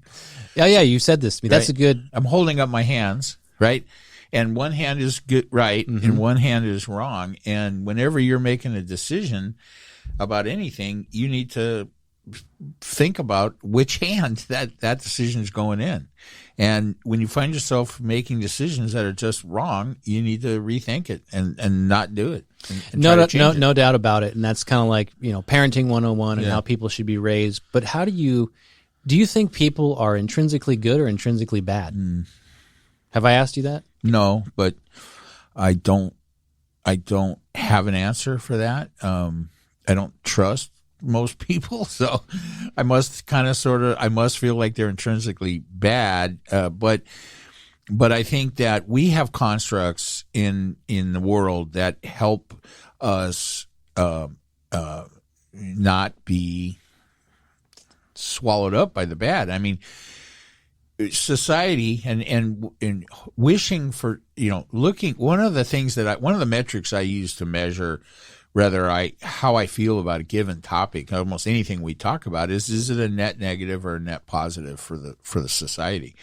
And it is important to me that you support things that are net positive, and you discard things that are, and you watch out and guard against things that are net negative. So for me, I think letting companies become too big and acquire too much power. I mean, look, am I in favor of President Trump being shut up forever? Former President Trump, former 45th president Donald J. Trump. I don't ever want to hear him again, and I don't really go on Twitter, so the fact that he's not on Twitter means that I don't see excerpts from his stupid tweets plastered all over the TV every night. But do I have a concern that the decision was made by virtually one man, right? And that one man is a sociopath. You're referring to Zuckerberg? Yeah. And so I think there are issues. No, that's that's Facebook. Twitter's the other one, Dorsey. Oh, Dorsey. Well, it's you're right. And Dorsey, first off, Twitter needs a full-time CEO, right? So there's a lot of, that was a good decision by Dorsey to take Trump off Twitter. And then the other stuff where, Twitter was a big thing for him, but the other place where his malevolent influence had a big impact was Facebook and Mark Zuckerberg. And he did not fulfill the responsibility. I think Facebook is a net negative for the world. For society? Yeah. I think that Facebook especially, because Zuckerberg is a megalomaniac. He's never going to, he's not going to step down and move away. Even if he gets caught up in some shit like, what's his face from Microsoft? Bill Gates. Bill Gates, right? Bill Gates left Microsoft because he was having an affair, and Microsoft had a strong board, and they're going, "Hey, Bill, you got to go," which we didn't know at the time. We didn't know. You're a net negative for Microsoft, right? So here's a microcosm of society in general.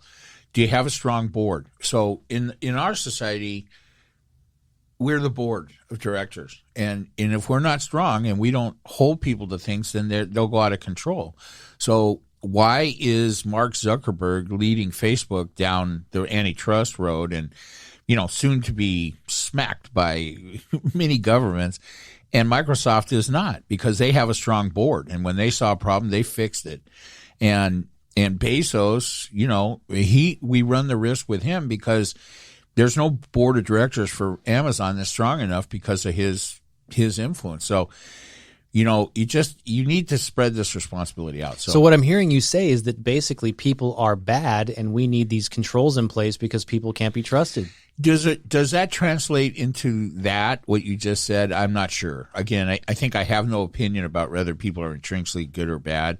I do think that it is that whether someone turns out good or bad is a direct result of their environment. So I guess my answer is not intrinsically bad, but without care, right? Humans are capable of doing monstrous things. And, yeah, no doubt. Right? And power is the corrupting force behind that. So that's the thing that's important about Amazon, Google, Facebook, Twitter. Who did I leave out? Microsoft. There's a couple more probably. It's not the money.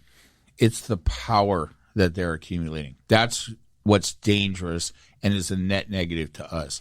So then in the corporate world, the environment, are they a product of their environment? If this is the culture, the power, the greed, the control, because what you said about people in general is it's the environment that they're brought up in. The whole reason I asked you that question, I was watching some World War I documentary,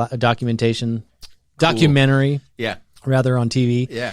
And I don't know a lot about World War I. A lot of the stuff I watch is World War II and all the Hitler shit. Right.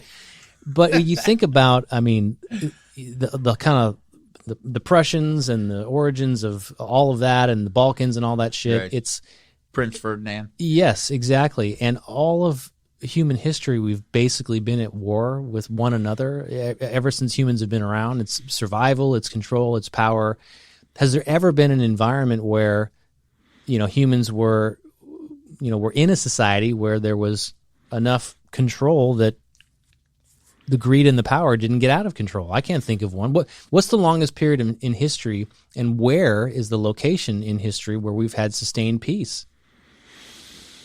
No, my tendency would be to say America, but it's a short time in the scope of things, and not enough of a history buff to really know that. I think you probably see longer periods of extended peace in very, in societies that have a lot of control from the top down.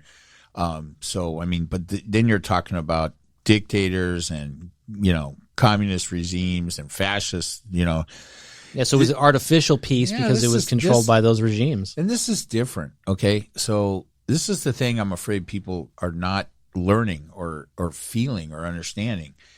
The United States is different from all those other situations. And not because we're just better or because God is shining on us or any of that horseshit. It's because this is capitalism and democracy. And that has never been a successful combination in the past. Capitalism and democracy? Right. It hasn't? Not really. Where was that a big success before? Well, I mean, we're not counting the history of the U.S. then? Well, no, besides the U.S. I don't know. I don't know enough about history. It's never been a successful so has there ever been a successful society then? Or are we the first? Well, I mean, there have been longer lived societies. I'm pretty sure, was it the Roman Empire or something that lasted for a while? There was some form of democracy there, but, power, uncontrolled power, imperialism, all that kind of stuff unleashed around the world led to their downfall, right? And so these are things that we can learn from. So, I mean, here's the reason why I don't think you want to let power go unencumbered in the United States is because it will lead to those kind of abuses. So, that's why we have things that's why people have developed situations like antitrust to control it, right? And I think that we lose sight of some of the things as we grow up, and especially, I mean, I look at you, Travis, as a product of a capitalist family and a capitalist culture.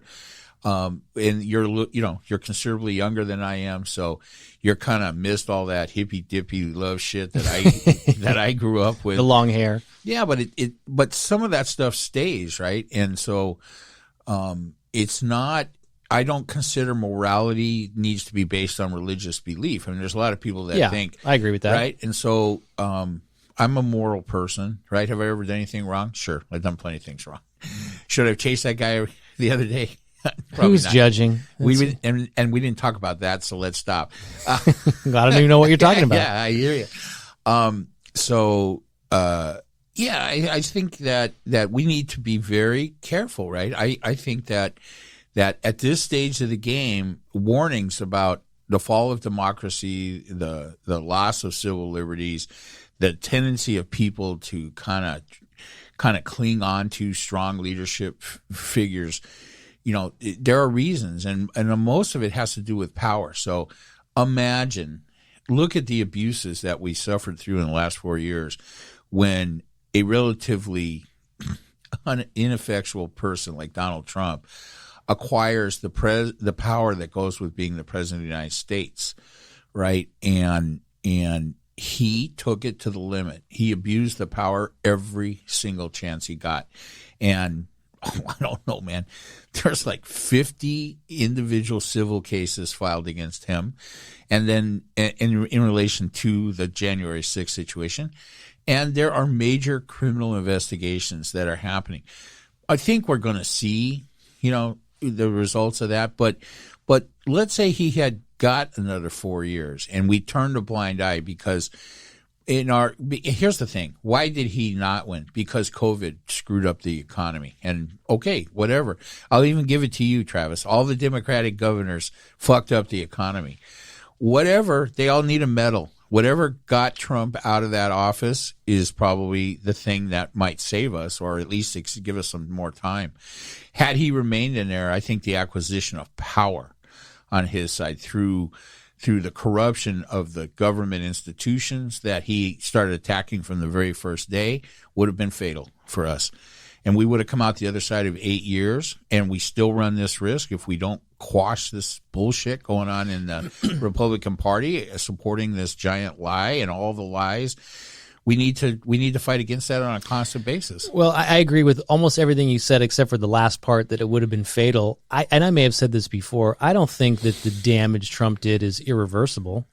And I don't think if he had been in another 4 years, it would be irreversible. Well, that I'm not so sure about. Well, and we'll never know, right? That's probably where we divide on our outlooks on that. Yeah, and if he by chance somehow is relevant again in 2024 and not in jail and gets elected, that remains to be seen, I guess. We don't know, but I personally just don't think it's irreversible. I think the bigger problem is just, like I've always said, there's just too many goddamn people here. There's too many people. Is there another example of a country, not of our size, but similar in history, where there's been so many, it's over a large landmass with so many people with so many different ideas that can be, live under one government and all get along? Is this a lot of people?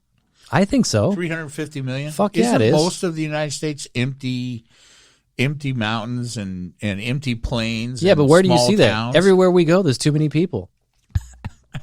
Well, because I think we're in a kind of a split personality situation as a people.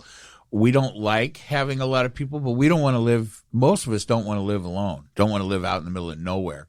Because you don't want to have to drive for 3 hours to get to a 7-Eleven. Right. But I mean, have you been on an empty plane? Have you been on an empty highway? I mean, not really. Everywhere we go, there's people. So, yeah. I mean, in the old days, driving out to Vegas was probably the closest I got to, big sky and a far away horizon, right? And empty roads. I mean, there was the time. I mean, it's pretty crowded now. You don't get that same feeling. Yeah. You drive out to Vegas now, you don't get that same feeling that you used to get. And I don't mean people as far as population density. Yes, there are places that you mentioned where there's out in the middle of nowhere, but what I mean is just ideals. And so how do you take the people who live off the grid in the middle of Montana or whatever, and the ideas you're going to come up with in Washington, D.C. or New York or L.A. are good for them? Well, I mean, who's to say that works for everybody? I like the saying all politics are local. That's why I'm for states' rights and making local decisions.